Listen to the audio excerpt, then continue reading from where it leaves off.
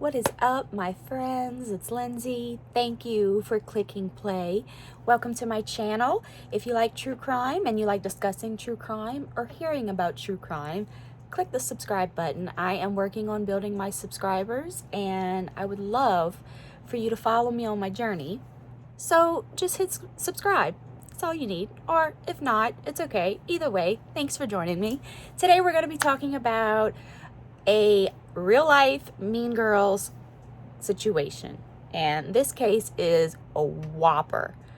So it's like the movie Mean Girls. If you've ever watched the movie Mean Girls, this is a real life Mean Girls scenario. Skylar Neese was supposed to be starting her junior year of high school.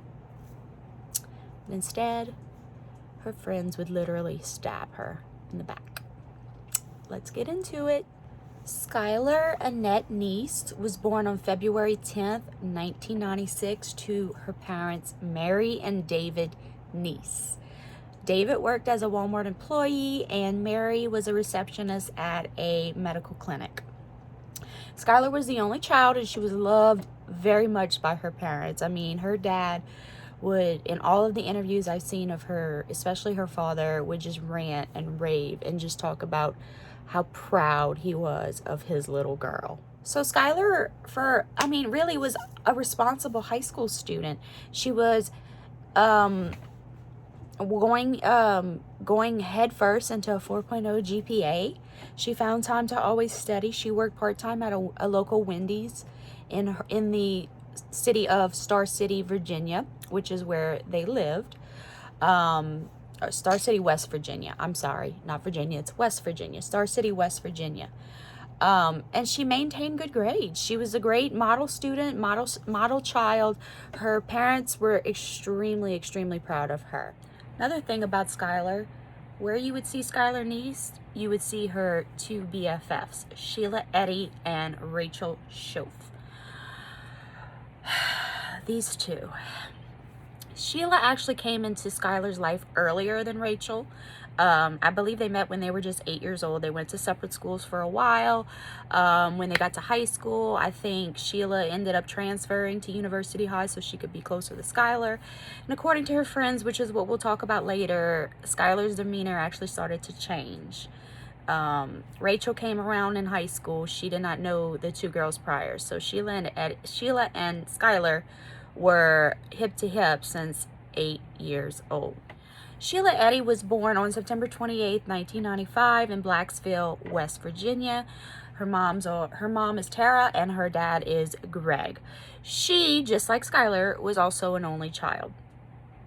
Sheila was described by her peers. They use words like shady and sneaky. She was a very risky child. I mean, she did a lot of sneaky and shady things. Not really good to be described as that, but that's what people would describe her as. But Skylar didn't care. Skylar loved her anyway. They became best friends, like I said before. Rachel was even in the picture. They were 8 years old, and David and Mary actually took in Sheila as one of their own. I'm sorry, I feel like I have something on my lip. So David and Mary took in Sheila as one of their own. They thought of her as a daughter. So I mean, it came to light that, yes, Sheila would often do some things that they weren't proud of, but they kind of chalked it up as to being a teenager. What you gonna do? Teenagers do things that we aren't gonna be proud of. But all in all, Dave and Mary described Sheila as a good kid. Okay. Rachel Schoaf was born on June 10th, 1996 in Morgantown to her parents, Patricia and Rusty. She was also an only child. You see a pattern here. All three girls were only childs. I guess they kind of just look to each other as sisters. When you're an only child, you tend to look at other people as your siblings. So I'm guessing this is the bond that these three girls had. They looked at each other like they were siblings. I like to use the reference Mean Girls because they were literally the real life Mean Girl clique. I mean, they dressed alike, they acted alike, they literally were joined at the hip. You could ask any of their peers, and you're going to see later after the murder and the testimony and all of that, literally everybody that knew them said you rarely saw one without the others. Like, it was like they were their own little union. So Twitter and social media played a huge role in this case and in the roles of all these girls' lives. We're gonna see later on too just how much of a role that it played. But Sheila was definitely probably the most active on Twitter. She literally posted about every waking minute of her day, from what she was eating that day to fights that she may have been having with someone, particularly Skylar. They were known to kind of throw shade to each other on social media. I mean, hello, like they wouldn't think the other would read it, of course. So a lot of that would fuel the resentment and the bickering. And I think what it all came down to is that Skylar was just too good of a person for Rachel and Sheila. I mean, I'm just gonna go out there and say it. She was a sweetheart, known to laugh, known to always have friends. Like literally everybody loves Skylar. And then you have Rachel and Sheila, who are a bit standoffish, not exactly the greatest influence, and people started to catch on to that. People describe Skylar as changing whenever those three started hanging out. Like her demeanor changed. She was no longer sweet. She was actually more bitchy, backstabby. She actually started turning into Sheila. I mean, they say that you are who you hang out with. In this case, it was definitely apt. She definitely started to pick up characteristics of Sheila and Rachel. So Skylar used to post messages of frustration. Rachel and Sheila got to the point to where they started leaving her out of plans. They would make plans like to go to the movies or to go to the mall or something, and they would not invite Skylar. And she would often find out through social media that the girls had gone somewheres. I mean, you tag your friends in posts, especially teenagers. They're always tagging friends and saying they're here or they're there or checking in and whatever. You know, I always say social media is a snitch. In this case, it was definitely a snitch, and Skylar found out her friends were hanging out behind her back.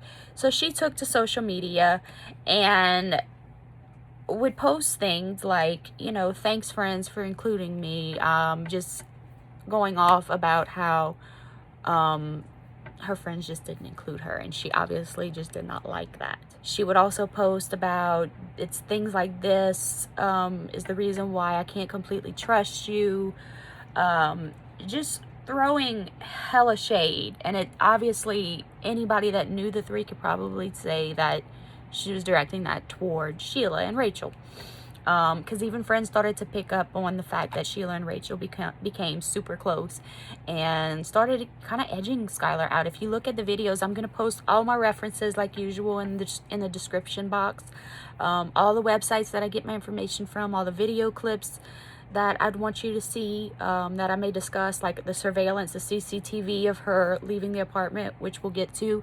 All of that is going to be linked in the description, okay? So I have multiple interviews that I come across of all the friends saying the same thing toward the end. The summer of 2012, the three musketeers kind of started to separate. Sheila and Rachel were over here doing their own thing.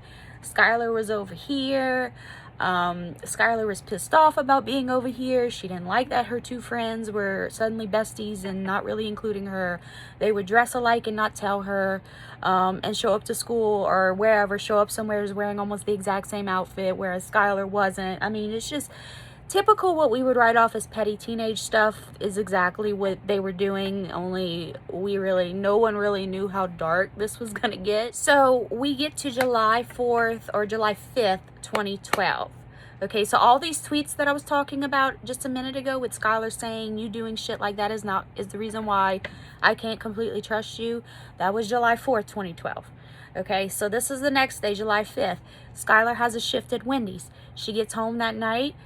Mary and Dave, her parents, reported that nothing seemed wrong. She was talking with her mom like normal, you know, telling her about her day at work, telling her, you know, just how her day was, and nothing seemed normal. Nothing seemed not normal.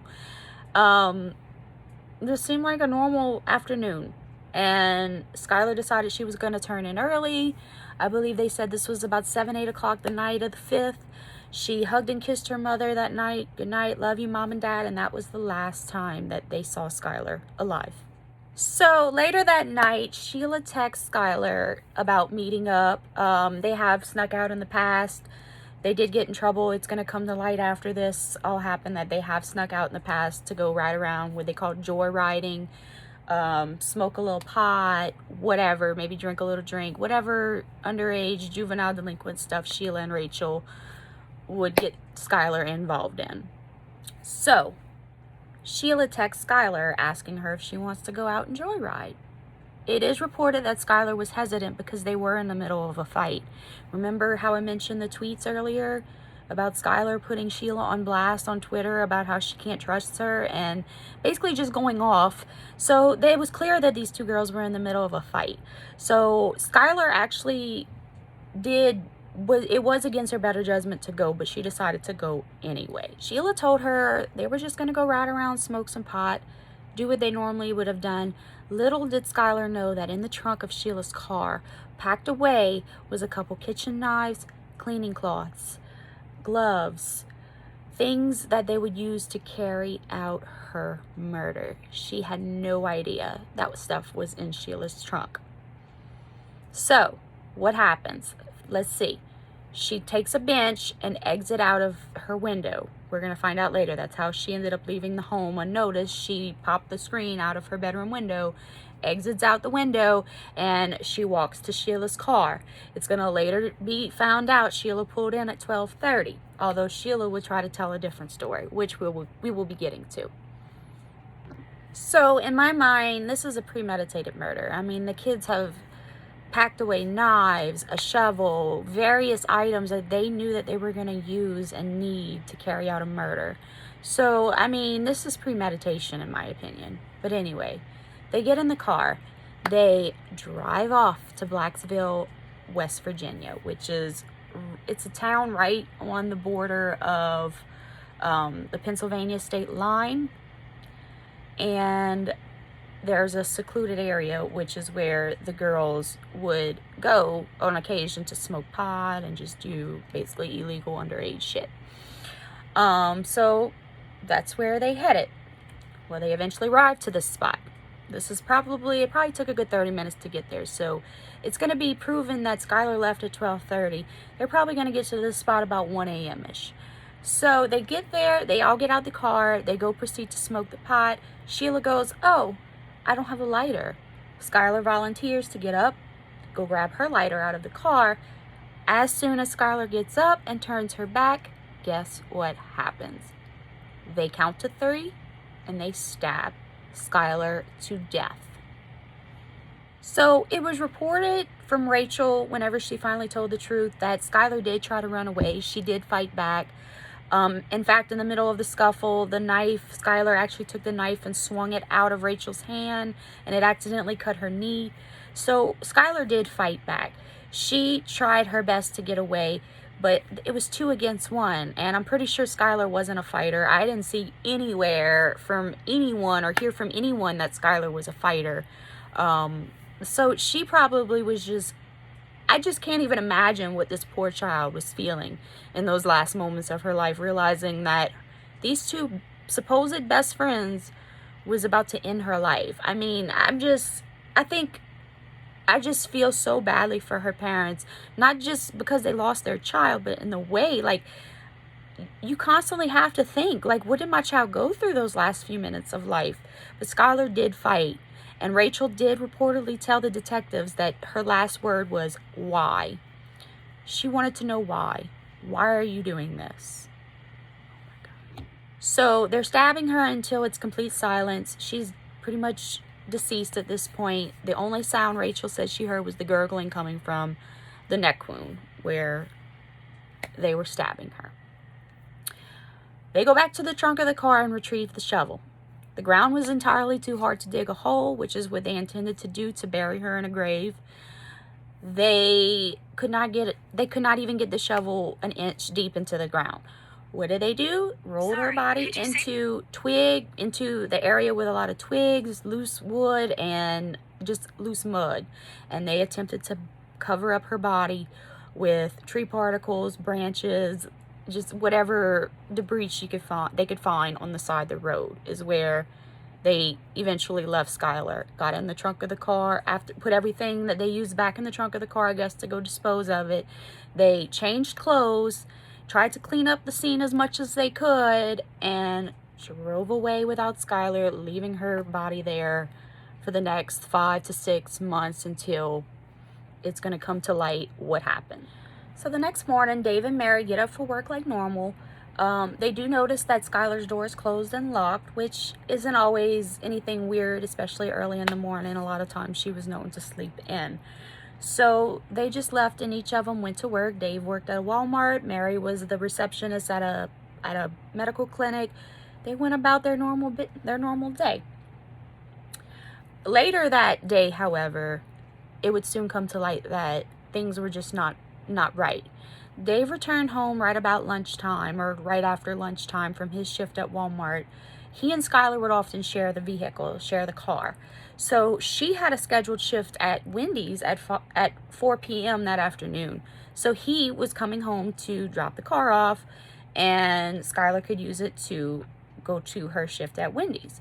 However, he gets home and he notices her door is still closed and locked. This is very unusual behavior because he had mentioned that Skylar's normally awake. I mean, she slept in a little bit, but she would normally be up and moving and doing things by the time he would get home. So he knocked again, called out her name again, and nothing there. He was able to get inside the bedroom via a spare key, I believe, and her bed had not been slept in, nor had she been around what looked like for several hours. So at this point, Dave calls Mary. Hey, have you seen Skylar? She's not in her room. She hasn't been in her bed. Like, her bed still has not been slept in. Her door was closed when I got home. Mary just kind of brushed it off at first and said, let's not panic. She may have just gone out with a friend.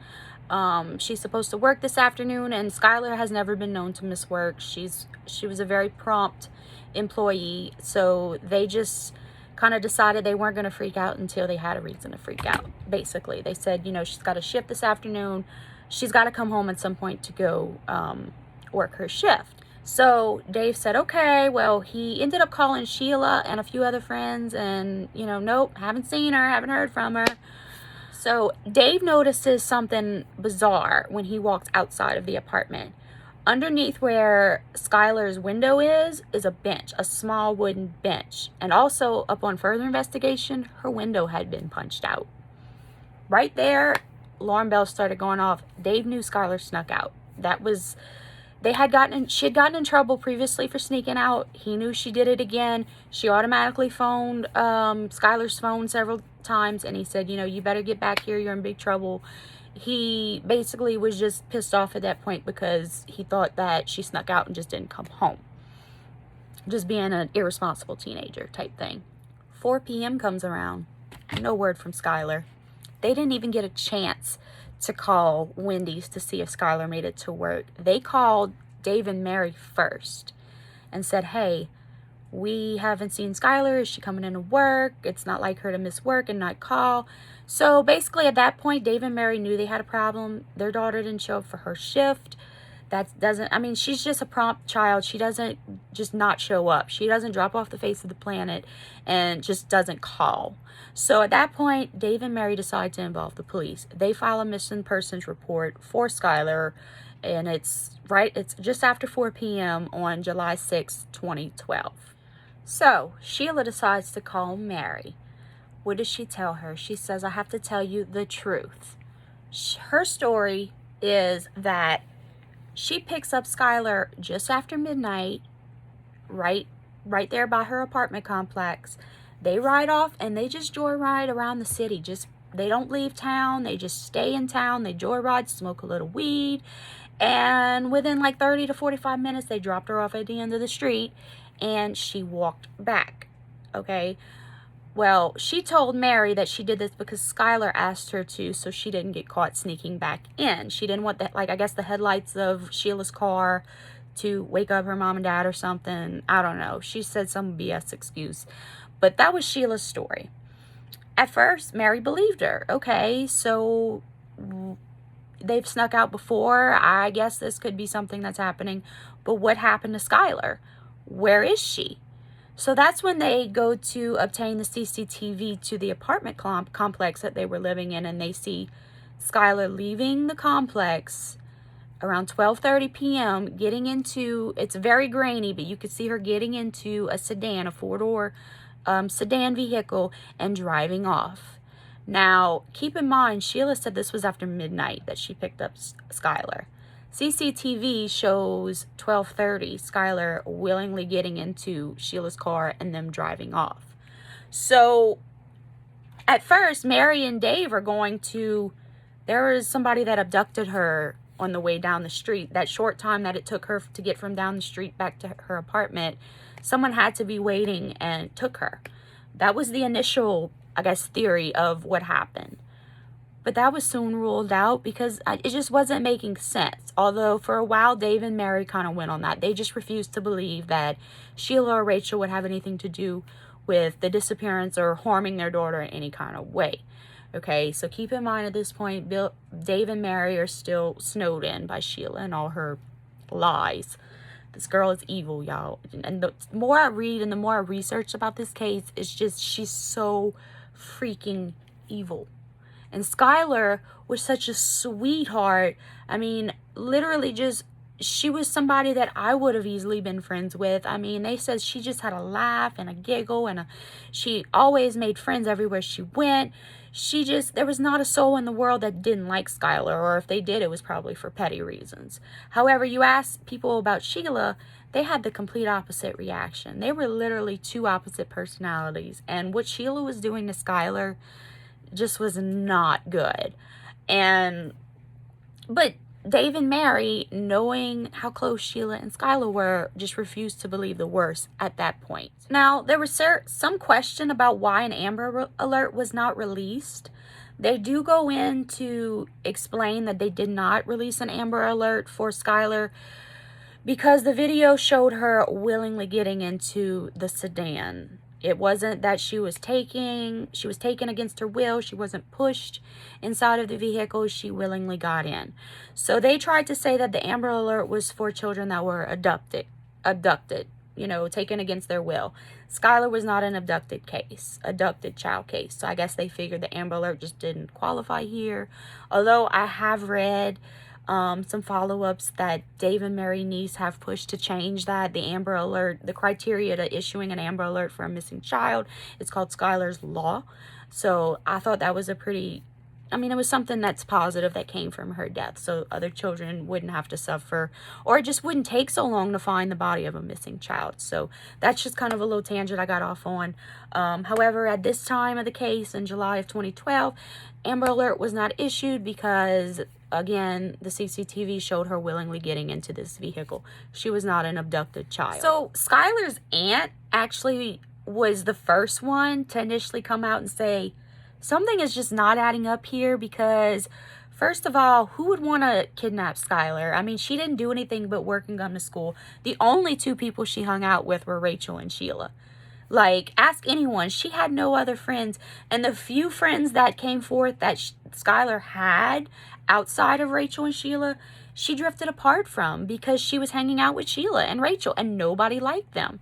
So her aunt actually came forth and was like, this girl has no reason to just up and run away. She has a great home life. She is not mistreated. She is a model student.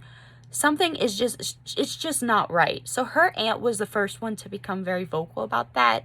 And as time goes on, you're going to start to see that other students and their friends are going to start to speculate. And the rumor mill is just going to fly, especially with school starting around the corner. Everyone would start school except for Skylar. That's going to be another incident. The rumor mill is, needless to say, going to be churning in Star City, West Virginia. So Star City is a very, very small town, like maybe 1,800 people. It is definitely one of those cities or towns, rather, that everyone knows everybody. Everyone knows, someone's mama, papa, the kids, their parents have gone to school together. It's just one of those tight-knit communities. Okay, they had like one stoplight, I think, total throughout the whole town. So that just gives you an idea of how incredibly small this town is. So you could imagine what the rumors are starting to say and the pressure that's starting to slowly build up around Sheila and Rachel. So Officer Colbank, Jessica Colbank, was the first officer Well, she was the officer that initially started to work on this case, and she came across the CCTV of Skylar willingly getting into the vehicle, and she just went to work on Sheila and Rachel.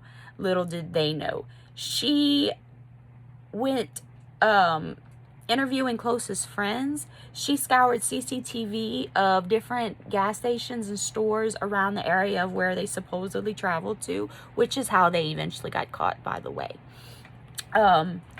She reviewed hours and hours of CCTV in the Neese's apartment building. I'm just everywhere that they could have possibly traveled. She was suspicious of Sheila and Rachel from the get-go. But she says she didn't have enough evidence to just claim that they did it. So let's just start right there. But Officer Cobank knew that something just wasn't adding up. And according to Sheila and Rachel, their story was exactly the same. And according to Officer Cobank, like a recording. So they sounded like they rehearsed what they were going to tell the police. They weren't going to deviate any extra details. They were just going to stick to this and that alone. And that is exactly what they did for months. Was that they picked her up, rode around, smoked a little pot, dropped her off at the end of the street. What happened after that, I have no idea. That was their story. Officer Cobank then went back to the CCTV timestamps of the apartment building when Skylar was leaving, which was stamped around 12:30. So she went back and said, well, wait a minute. You guys say that it was after midnight. CCTV shows her leaving at 12:30. Which is it? So that was the first discrepancy that got Officer Cobank's radar going off for her to go and scope out CCTV to other buildings. She ended up finding a gas station kind of on the route to Blacksville, West Virginia. And the CCTV actually captured Sheila's sedan passing there. I want to say the timestamp was like 12:45 or something like that. It was right before 1 a.m. They clocked her sedan going in front of this gas station. And guess what? The sedan was not going the way that Sheila and Rachel's story had said that they were going. They said that they were going east. They were just going right around town in Star City. They weren't leaving. They weren't going anywhere else. But the CCTV on the gas station has them going west towards Blacksville, West Virginia. Not only that, when they pinged the girls' cell phones, Rachel's cell phone pinged in the location around the Pennsylvania border where they committed the murder. Meanwhile, Sheila turned the drama to 10. She amped up her social media with posts about memories of Skylar, how much she misses her friend, how she can't believe that her friend is not here. I mean, just blubbering and crying every chance that she got. She even went as far as to going over to Skylar's house, asking Mary and Dave if she can go just sit on Skylar's bed. And that's what she did. She sat on her bed and cried, and Mary said that all she could do was comfort her. I have to feel so bad for Mary and Dave at this point, because they were just completely suckered by this girl. I mean, she had them believing that she was genuinely devastated with the loss of her friend, who they haven't found, and she had everything to do with it, but they had no idea. I mean, it baffles me at how manipulative this girl is. She is evil. So yeah, search parties are going on for Skylar. Dave and Mary are hosting search parties left and right to try to find her. Skylar's on Twitter just blubbering about how she misses her friend. She's partaking in these parties. She was even seen hugging Mary and Dave and just being a presence at these search parties. Just how disgusting. You know, like, you killed this girl and you're gonna just play the scorn best friend. I mean, I just, it is sickening. So Officer Cobank took to Sheila and Rachel's social medias like a bloodhound. I mean, this chick scoured through all the posts that Rachel was making, all the posts Sheila was making, all the pictures that were being posted. She was watching these girls like hawks.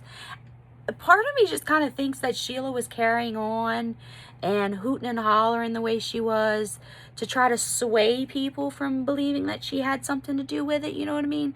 Like, maybe if I play the part of a scorned best friend hard enough and I get so emotionally wrapped up in my missing friend that people will start to believe that I didn't do anything, that maybe I'm just innocent. Like, if I could just win an Oscar. Like, this girl needs an Oscar is basically what she was doing. She was playing everyone. But she's on social media. So is Jessica Colbank. You know what else Jessica Colbank's doing? She's going through all of Skylar's bank accounts, the transactions, if any, that were made on a debit card, her cell phone records. There were none. No cell phone records, no transactions that were done on her bank account or debit card. So here we are. I mean, this is about August going into September of 2013. School's about to start. If Skylar was a runaway, first things first, and Officer Colbank pointed that out, she would have taken her debit card or some form of money. I mean, typically runaways take things that they need. They have, you know, keys if they have a car, they have debit cards or cash or a wallet, a cell phone. I mean, hello, you use, even Skylar's charger was still in the outlet next to her bed. So she didn't take anything that would have warranted a runaway. So, like, the runaway theory was quickly starting to fizzle out with the detectives and even with people in the area, because yeah, it's just not like Skylar to just go off the grid. It's not like Skylar to not get on her cell phone and post a tweet or something to tell people like, hey, I'm alive, I'm well. And even more incriminating, she didn't use her debit card. She didn't pull out money. So if she's a runaway, how is she surviving? I mean, she hasn't been showing up to Wendy's, so she's not working or making money. I mean, nothing was adding up to the story that this girl was a runaway. And the story began to change a few times to her being abducted. But once again, it just wasn't adding up. They even scouted out some bank robberies that were happening around that same exact time frame near Blacksville, West Virginia. They thought maybe that the robbers had, you know, the robberies were connected to Skylar's disappearance. They had a rumor circulating that there was a wild teen party, that there were drugs there, that Skylar possibly overdosed and people freaked out and didn't know what to do with her body, so they got rid of it. There was just all of these crazy tips coming in, and none of it amounted to anything. I mean, of course, the detectives got to work investigating on all these tips as they have to, but none of it was ever proven. There was never any party that people were talking about, or drugs or anything like that. I mean, the witnesses just weren't there. So all of these rumors really didn't come to fruition. Nothing was of any merit that was coming into these tip lines. And the rumor mill continued to churn. Social media began to churn, especially since we're getting into the fall of 2012. Skylar had been missing for a couple months. No word from her, no sight of her. I mean, nothing. Very just disheartening all the way around. Mary and Dave are still holding vigils and search parties in hopes that someone somewhere is going to come up with something. Sheila's still trying to play the victim. Poor woe is me. I lost my best friend. I can't find her. Rachel's kind of in there too, but you're going to start to see that her demeanor is going to slowly go downhill. Like, she's going to crack wide open like an egg when the pressure gets high. And the pressure starts to get high when school starts. Social media really takes its toll on Rachel in particular. One thing that didn't change though, Sheila and Rachel's friendship. Their bond actually got stronger, as it would. They became even more inseparable than they were before. You know, Sheila was heavy with the I miss you Skylar tweets. They really just stuck together, and it's going to come to light that they were just trying to, I guess, keep their story in line the whole time, because rumors were circulating that they know something. People, in fact, there was a guy named Daniel that was in drama class with Rachel that did an interview after the murder, and he said, you know, I told Rachel, if you know something, now is the time to speak up. People are talking. People think that you and Sheila have something to do with it. Like, he was trying to be a good friend to Rachel. Like, no one was going to come to her face and say it. He was going to be the one to say, hey, people are talking. People think you and Sheila know more than what you're letting on. I really think you should consider saying something if you know anything. You know, like, he was just looking out for her, trying to get her to, you know, and not only that, they wanted to find Skylar. Like, Skylar had not been found yet. There was no admission to anything. They, for all intents and purposes, thought she was still missing. She was considered still a missing person at this point because no body was recovered. Okay, so that's a lot better without all this glare from my computer. I had to move my computer. I couldn't stand the glare anymore, guys. So by now, the FBI has gotten involved. Okay, so it's the fall of 2012. I'm sorry, I'm just all blabbermouth today. Fall of 2012, the FBI is starting to interrogate Skylar's friends, Sheila's friends, Eddie's friends. Everybody that knew the pair or has been associated with them, or the trio, I should say, was getting called in for questioning. I mean, I guess I just thought Rachel and Sheila just thought it was going to go away. That's kind of what it looks like. They could just commit this crime, play the victim like they're just a scorned friend that lost their best friend, and no one would ever find out it was them. That Skylar would, I guess, fade off into oblivion. I mean, I'm just trying to figure out where their thought process was on this. But detective, they said that on the interviews that they pulled them in for questioning, and it was just like the recording over and over and over.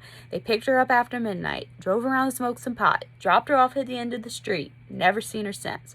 Over and over, it was the same thing with these, to the point that even the detectives were like, this is too rehearsed. Like, this is not. And then coupled with the CCTV that they now had of Rachel's car going towards Blacksburg, they mentioned that she changed her story all of a sudden. So I should go backwards. Before they hit Rachel Rachel and Sheila with the surveillance of the car at the gas station, they actually brought them in a couple times and didn't bring that up and just questioned them. And that's when their story, just the same old rehearsed version over and over again. And they actually said Sheila was just ready to get up and leave. Like, she wasn't interested in providing any type of help other than that same old rehearsed story. And as soon as she was able to, she was up and out of there. She didn't have any time to be sitting around at that police station. Rachel, on the other hand, would fidget. She would sit very quietly, kind of withdrawn, her head would be down, and she would fidget with pencils, papers, anything that was near her that she was able to just fidget with. Just a very nervous demeanor altogether. And the first couple times, that's what she did when they would brought her in for questioning. And much like Sheila, just really didn't have much else to contribute and couldn't get out the police station fast enough, basically. So now the officers are deciding to bring up the CCTV video that captured the sedan going towards Blacksville, West Virginia.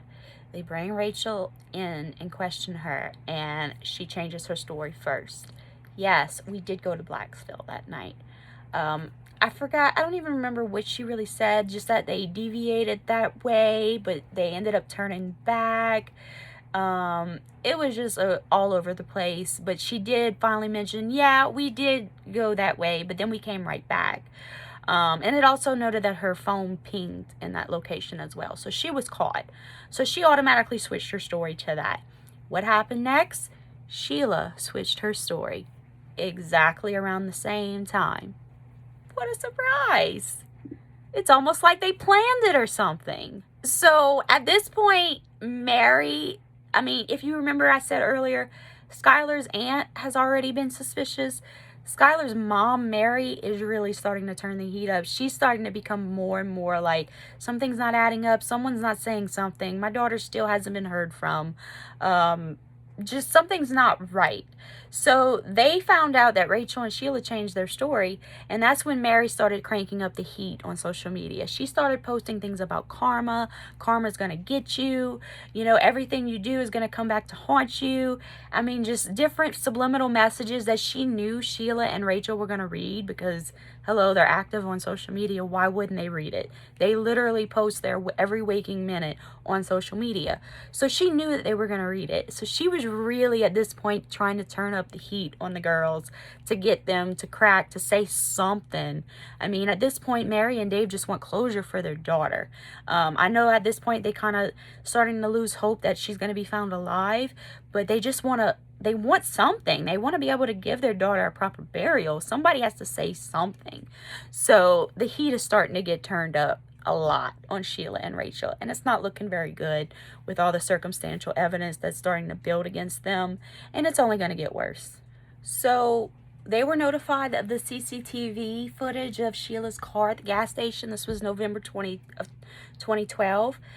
Rachel immediately went downhill from here. Students were described in interviews as saying that she was not her normal chippy self. She was like in the school plays a lot. She used to sing and be heavy into acting. She was normally just a chippy, bubbly person, and that just went away really fast. She became angry, irritable.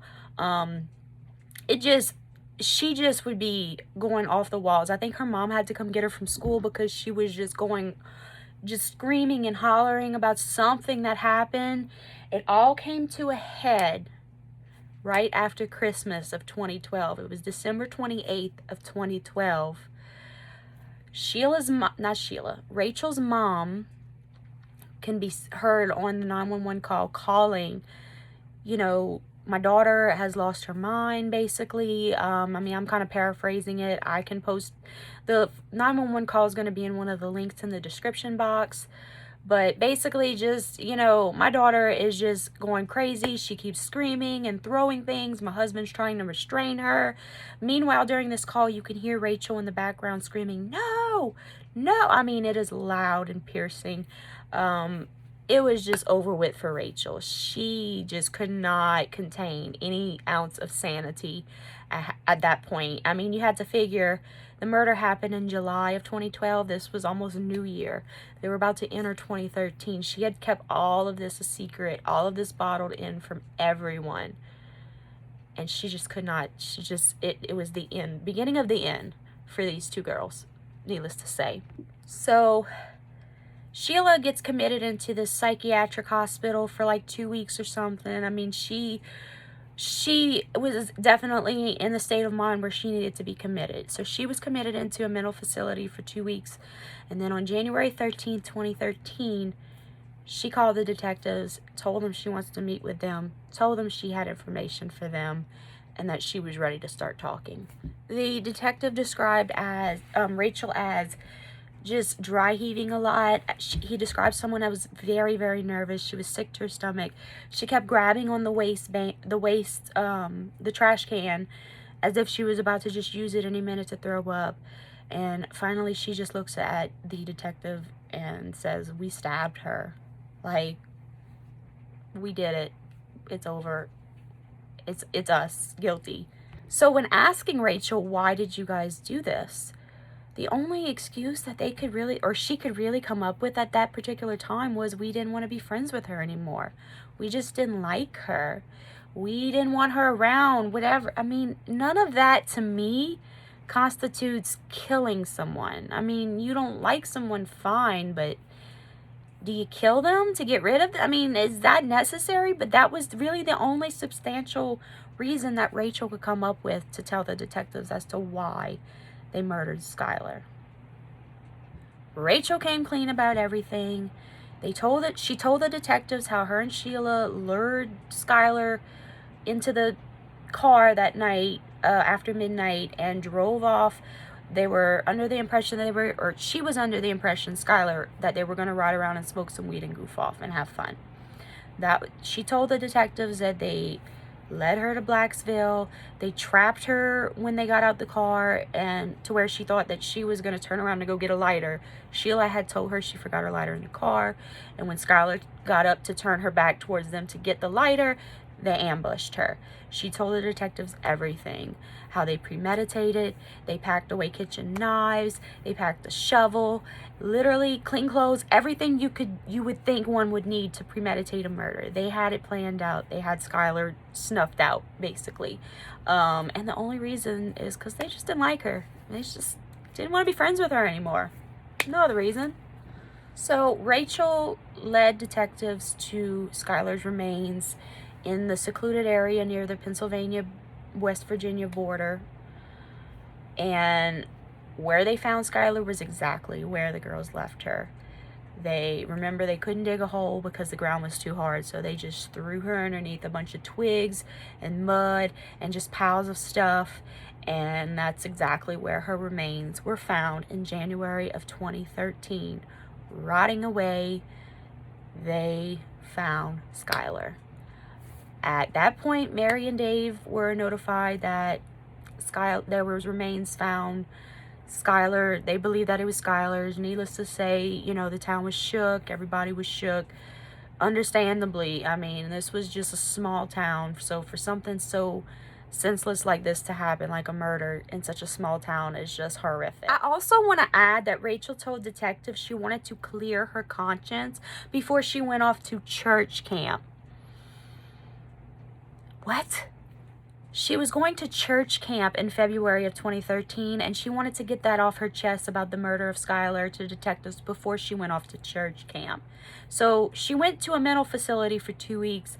I guess they drugged her up and did some evaluating, and then she was ready to come clean. I mean, she was ready to get right with the Lord. She couldn't go to church camp without first confessing that she murdered this girl. I mean, what? So a lot of people would question, well, okay, Rachel went ahead and admitted it. Why they didn't just arrest her that night? They have an admission. They found her body. But here's the thing. They needed Rachel.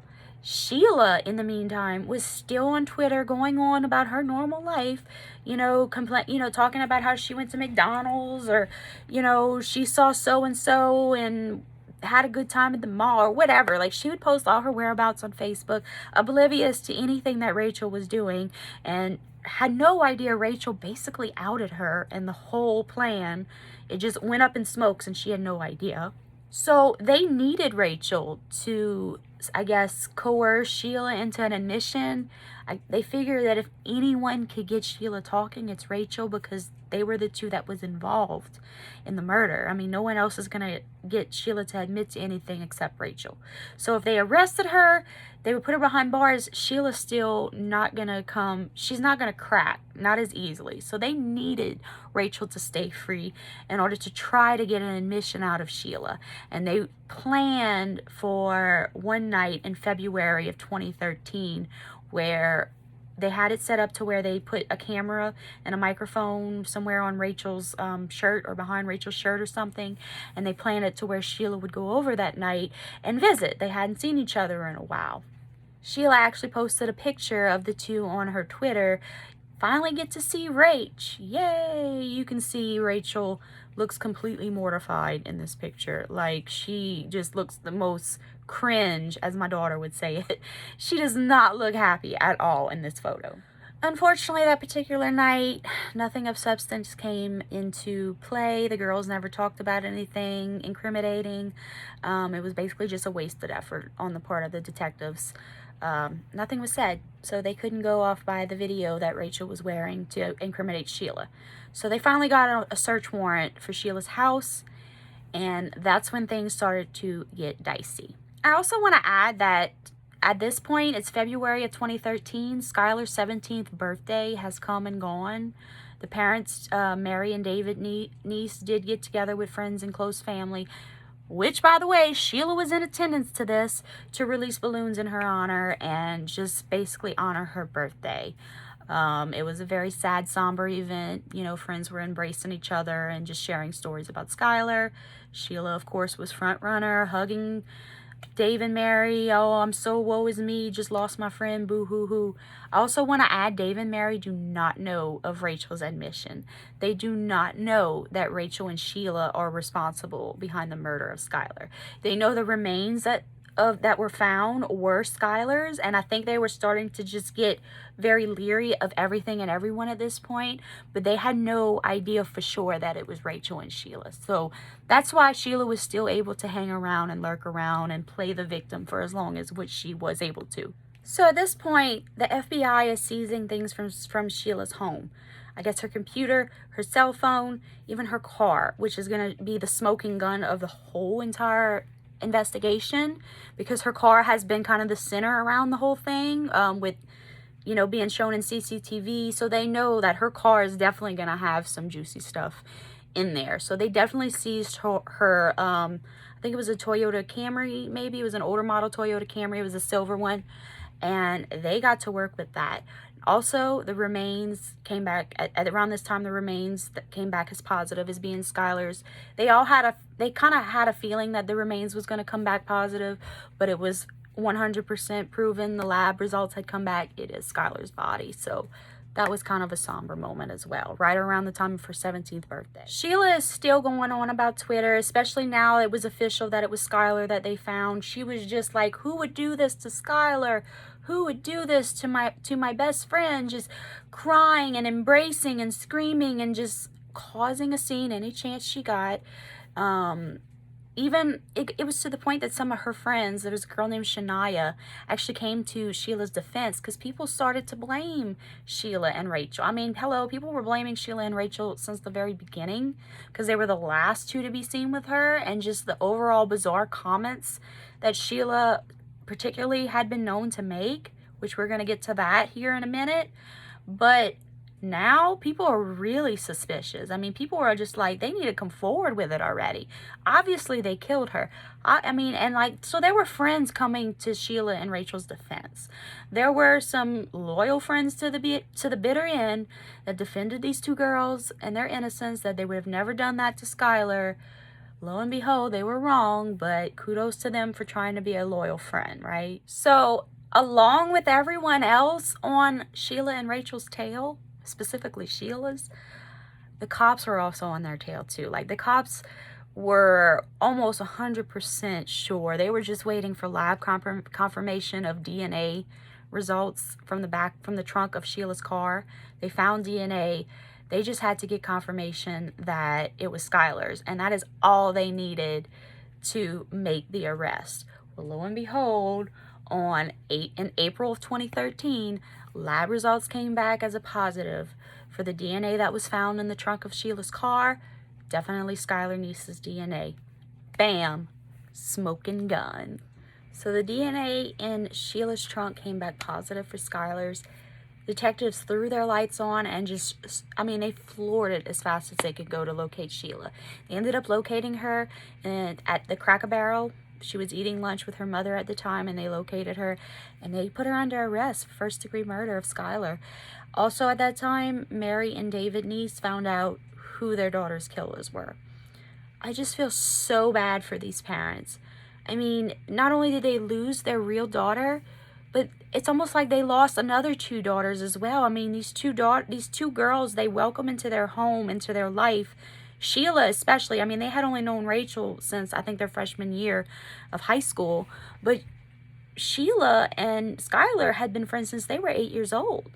And yes, they got into trouble and did things that they weren't always proud of at times, but they were your typical teenage kids. I mean, I'm sure never once did it go in their minds that Sheila would murder Skylar. Not once did that probably ever cross their mind. So at this point, these poor people, I mean, they're hugging this girl. This girl's at all these vigils, all these search parties trying to find Skylar, hugging them and sitting on Skylar's bed and crying and just going on and on about Skylar. And she's the reason that Skylar's not even there anymore. It's disgusting. And it's even more disgusting, the fact that she could possibly have a chance to make parole before she's really that old. I will get to the sentencing in a bit. It's disgusting. She's a horrible person. In my defense, I feel like she's a horrible person, yes, for going through with this. Obviously, if you murder someone, you're a terrible person. I just feel like she was coerced into it. Much like Skylar was one that appeared to be, just from the outside looking in, she was easily manipulated. Sheila was the master manipulator of the group. She wore the pants in that friends group. What she said probably went, and if anyone disagreed, there was probably going to be hell to pay. you know, which is where the fighting and the bickering and the Twitter wars, is what I like to call them, would come into play, because the girls would just start bickering at each other. Sheila was probably doing something shady that the other one didn't like. Rachel was just along for the ride. Rachel was a sweet homeschool, I say homeschool, I meant good old down home girl, and she got suckered into Sheila's toxic ass, and it just took over her. I mean, she was the first one to crack for a reason. She had a conscience. Sheila didn't. Sheila was continuing to go on like nothing was happening and nothing was wrong and no one was suspicious of her. She just kept on living her life, just like, poor woe is me, I lost my best friend, but I'm still gonna eat my McDonald's and still get together with my friends and take my selfies. It's just, it's mind-blowing, you guys. Okay, took my jacket off and fixed my hair just a slight bit. So Rachel takes a plea deal for second-degree murder. Sheila was arrested at Cracker Barrel for first-degree murder of Skylar Neese. Meanwhile, interviews are coming out left and right. Morgan Lawrence, which is Skylar's longtime friend that had kind of grown away from Skylar whenever she started hanging out with Sheila and Rachel, she came forward and said that, you know, there was a change in Skylar toward the end, basically repeating everything that I had said previously, that she just wasn't her normal self, that Sheila had some type of control over her, and Rachel for that matter, and she just basically wanted to please Sheila. She wanted to be part of the friend group, and she got mad when she wasn't. It was just your typical, what seemed like your typical backstabby, dramatic teenage drama going on. I mean, I'm sure nobody thought or suspected in their mind that, hey, Sheila and Rachel's capable of murdering this girl. We need to step in. I mean, everybody was just floored. Of course, there were some people that, you know, well, I told you so. We knew it was her the whole time. It's about time y'all get on board. Obviously, there were those people. But for the most part, people were just like, oh my goodness, like this chick was at all the vigils, all the memorials, crying, hugging the mom and dad, just carrying on and on and on and going on with life as if nothing happened or she did nothing wrong. And she's guilty.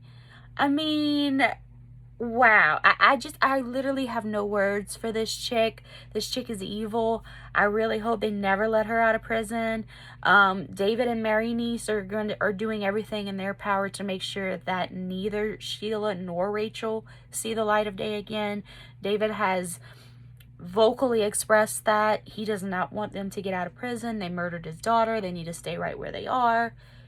Can't really say I blame him at all. Sheila also had a friend by the name of Fantasia that did an interview saying that Sheila would ask comment or ask questions like, how do you kill someone? I don't like Skylar anymore. Like, she would say all of this in the same breath.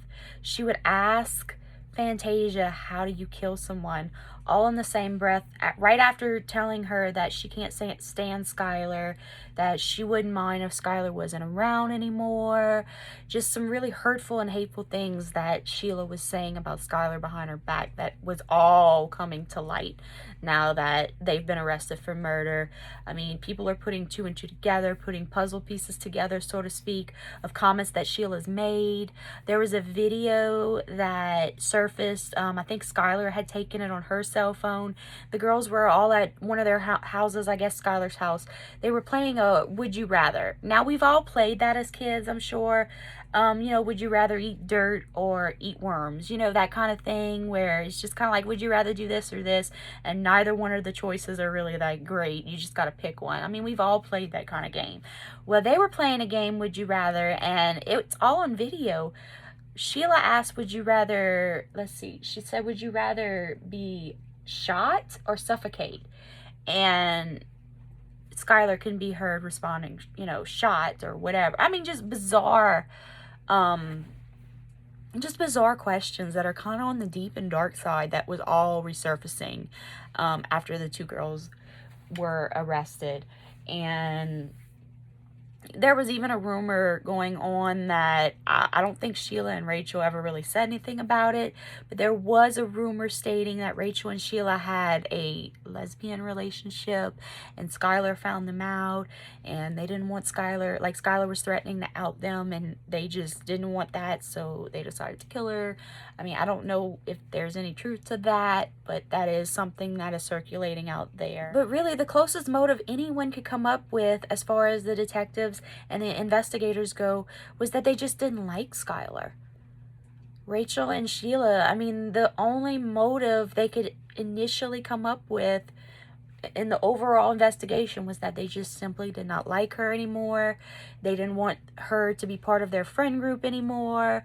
They just wanted to be finished with her. And I guess in their sick, twisted little teenage brains, they thought, we can stage a killing and then she could just be gone for good and nobody would ever find out it's us. We could play it off really well and people are going to be sad, but then we're just going to go on with our lives. I mean, what kind of sick...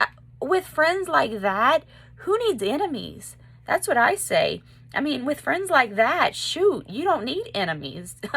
It's horrible, their reasoning behind taking away this girl's life, who didn't even get to live to see her 17th birthday, didn't even get to see her junior or senior year of high school, never got to walk across the stage to receive her high school diploma, never got to go to college. They snuffed her life out completely out of just simply not wanting to be friends with her anymore.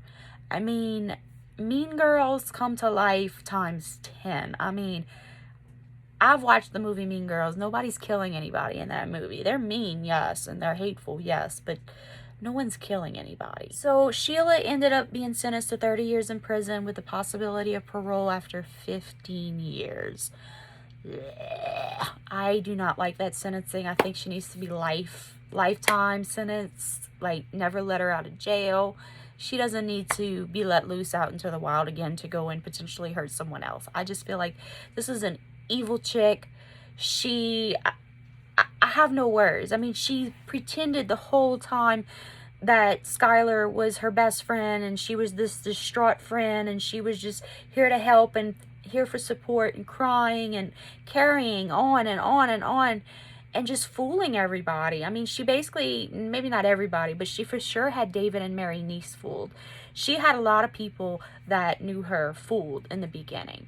Toward the end, she just couldn't keep up the facade anymore. Rachel blew their cover. I think initially Rachel was manipulated and brainwashed by Sheila is what I think. I feel like she was suckered into this toxic ass friendship and she wanted to be liked. She wanted Sheila to like her, you know, just like Skylar wanted Sheila's basically approval for everything. Sheila was like the center, the gravitational center to this friendship circle. So both girls wanted to aim to please Sheila, and you know, it just turned deadly. It just turned deadly, and Rachel just, instead of just saying, nope, I'm not doing it, I'm walking away from this, she participated in it. She is just as guilty. Okay, it was sentenced to 30 years in prison with parole eligibility after 10 years. So her sentence was slightly lighter than Sheila's, but not very much. Either way, with good behavior, both girls can probably see the light of day again within the next, let's see, they were arrested in 2013. That was already 8 years ago. So definitely, like, within the next 2 years, I haven't really kept up with how Rachel and Sheila are now. I do know that I did come across mugshots of both of them looking glammed up to the nines. I mean, what kind of prison life are these girls living? Because they don't look like they're struggling very much at all. At least not the mugshots that I saw. I could be wrong, though. I could be very wrong. Both girls are serving their sentence in the Lakin Correctional Center out in West Virginia. It is in West Columbia, West Virginia. Again, from the time this case happened to now, Rachel has maybe 2 years left and then she's eligible for parole and she's out. So not only are these girls potentially facing the possibility that they may walk free, but these girls are also going to be young enough to potentially procreate when they get out of prison. I mean, you figure they were, what, 16, 17 at the time they arrest? They're probably pushing 26, 27 now. If they continue with good behavior, they could, by their 30s, for sure Rachel, I'm not so sure about Sheila, but for sure Rachel could probably see a release in her 30s if walks a straight and narrow and does what the judge asks her to. I don't know about you guys. I think that's kind of just mind-blowing and scary, the fact that these heathens could potentially be walking the streets again and having relationships and procreating, having kids. I mean, gee whiz.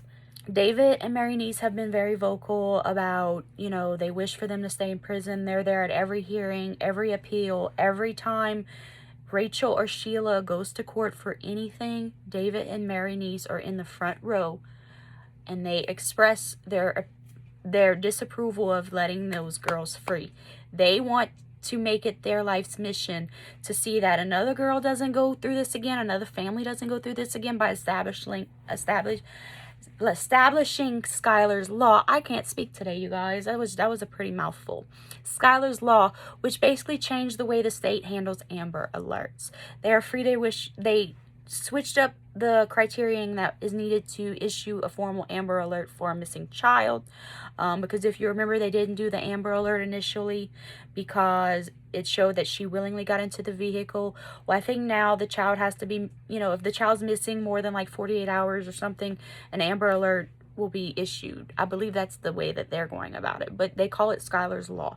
So Dave and Mary Neese continue to make it their life's mission to see that no other family has to ever endure this ever again. I mean, what a horrible thing to have to lose your only child.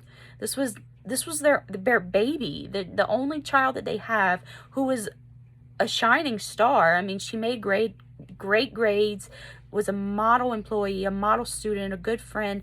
I mean, what more could a parent ask for? And then they lost her at the hands of a psychotic, just jealous excuse of a friend. She was no friend by any means. And it's gut-wrenching to see what these poor parents have gone through and how long it took for it to come to light who murdered Skylar. I mean, you got to figure there was like a 5 to 6 month gap before they finally openly said, hey, Sheila and Rachel are the ones that murdered her. I mean, all these what ifs going in their head, and this scumbag of a person is still knocking on their door, crying on Skylar's bed like she's just the best friend in the world. It's disgusting. And I hope Mary and David are successful in seeing that these two monsters stay behind bars. They don't need to get out. They don't deserve a chance at life, because Skylar didn't have a chance at life. So, I mean, whether or not they're remorseful, really, in my personal opinion, I don't care. If you feel differently about it, let's talk about it in the comments. What do you think about this case, guys? This was a heavy case, and it was kind of a long one. I mean, I had like 15 pages of notes that I was kind of looking back and forth at. It is just disgusting when it comes down to what happened to this girl. I mean, this girl was only 16 years old at the time of her death. She had her whole life ahead of her, and it was just, she ended up friends with a sociopath, is what I come down to. It is what I deduce from the whole thing. Sociopath meets psychopath is what Sheila Eddy is. And it just unfortunate that both Rachel and Skylar were caught up in the web of destruction spun by this evil human. And I just truly hope that her family, Skylar's family and her close friends, have somehow tried to find some kind of comfort in her death, as far as pushing Skylar's Law and seeing to it that her killers are never released. I know it's probably not going to help too much, but it's probably the least that anyone can do as far as justice for Skylar, because there will never be justice for this. She died at the hands of two people that she thought were her friends. We've all been backstabbed by our friends in the past, but nothing compared to literally being backstabbed by your friends. I mean, how scared she must have been to be out in the middle of nowhere with nothing around, no one around. She was probably screaming and no one around to hear, which is why they chose this particular spot. It's disgusting, you guys. I have no words. I have no words. My thoughts and prayers continue to be with her family and friends. I know we're in February now. She has a birthday coming up. I don't know how old she would be. I think 26 or something, 26, 27. Like, she would be in her mid-20s, celebrating her birthday coming up. So I'm just trying to spread her word and other victims' words as far as their cases go. I think her voice deserved to be heard. Sheila and Rachel need to rot in hell for what they did. I have no remorse for these girls whatsoever. Even though Sheila was technically a victim to, Rachel was technically a victim to Sheila's manipulation, she is every bit as guilty because she went along with it. She had a choice in her brain to not go along with what Sheila was trying to do to Skylar, and she went along with it anyway. So in my mind, they need to sit in jail and think about what they did. And that's the only thing they need to be doing. They don't need to be walking free. So what is your opinion on it? Do you think the judge was too light on the sentences? Do you think they need to stay in jail for the rest of their life and never get out? Do you feel like there needs to be some leniency with good behavior? What is your take on it? Let me know in the comments. And again, guys, thank you for sitting through my video. I hope you guys will come back and check out some more material. And do not forget to please hit the subscribe button. I am really trying to work through and build up my subscriptions. I apologize for my background being kind of all over the place. I'm kind of just doing my little setups any way that I possibly can while I can. So just please bear with me. So again, you guys have a wonderful, wonderful, wonderful afternoon and enjoy the rest of your day. And thank you again for joining me on this case. And may Skylar Neese rest in peace.